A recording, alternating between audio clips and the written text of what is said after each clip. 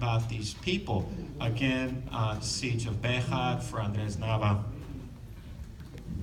But then you also look at the veterans' bios at San Jacinto, and what's different here is that you have bios on people who fought in the militia company or the company of under Juan Seguin, but also they list the Mexican soldiers. And for the Mexican soldiers, if they had died or taken prisoner, that's pretty much all they show. And this was just the bios that they come up with, just basically from land records. And so they have a Cesario Carmona showing that he is Tejano and acquiring land later on. There's a lot of text that I won't bore you with, but it is fascinating that you see this on the San Jacinto website, but not on the Alamo one. And there is also an Antonio Cruz who had served as well. But they just say either born in Texas or born in Mexico, or born in San Antonio, but nothing else really. And again, just more information related to the land. And this one's interesting too, Jacinto Peña, who was born in San Antonio, and also having been a courier, so that you do have some ties in there, perhaps with Trinidad Coy, Blas Herrera, and others. And so then to give a little bit of background, there's a lot of events.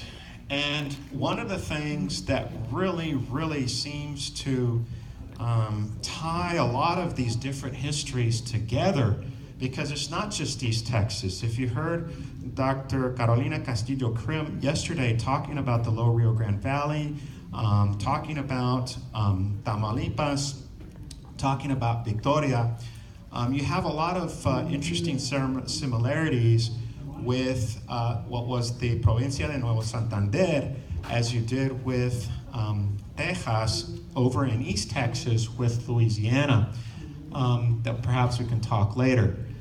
But it's insignificant in and of itself because of the fact that Los Adayes was designated the capital of Texas in 1729 after the Marqués de Rivera had made his inspection tour and designated the Los Adayes as the capital after it had been founded only in 1721, the Presidio, and that was the third time that the Spanish had tried to reconquer East Texas. Of course, you recall the disaster at the end of the 17th century following La Salle's arrival in De Leon and the first settlements, and then later on again in 1716, but they had to abandon that because of the French and Spanish who were at war in Europe in 1719.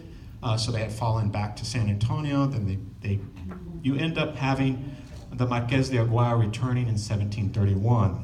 And what's interesting here, in 1731, they actually have a military roster, and it's in that roster that they list the soldiers, not much bio, but they list their casta designation, the caste designation, which is a kind of listing of a social hierarchy in New Spain.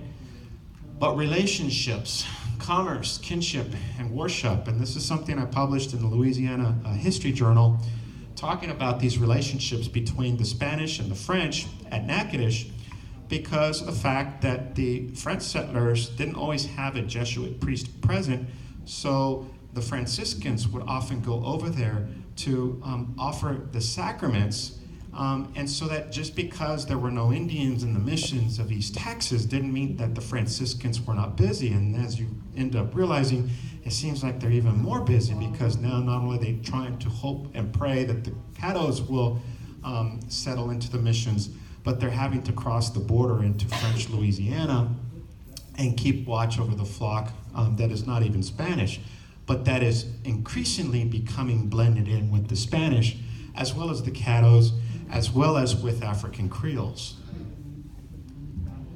But what's interesting is how in the 1730s you end up having the Spanish trying to delineate a border between Texas and Louisiana. And it's precisely at that time in which you have a lot of things going on at the macro level with the Georgia colony of the British being established formally by 1733. There's a lot of smuggling going on out of the Caribbean, and the Spanish are really, really anxious about trying to shore up their borders all across the Americas. It's not just at Los Adayes. It ends up happening the same with Nuevo Santander when Escandon comes in 1740.